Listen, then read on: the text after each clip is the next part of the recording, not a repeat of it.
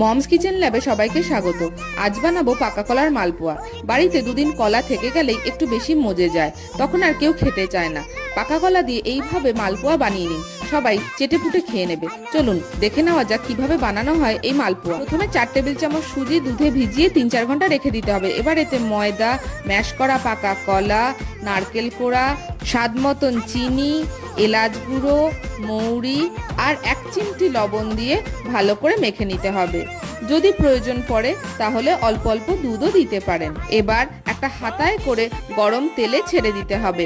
আরেকটা হাতা দিয়ে অল্প অল্প করে তেল মালপোয়ার উপরে দিলেই ফুলে উঠবে।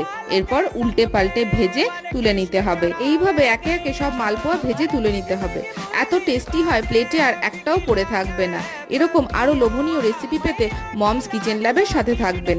আজকের মতন টাটা, দেখা হচ্ছে অন্য কোনো শর্টসে।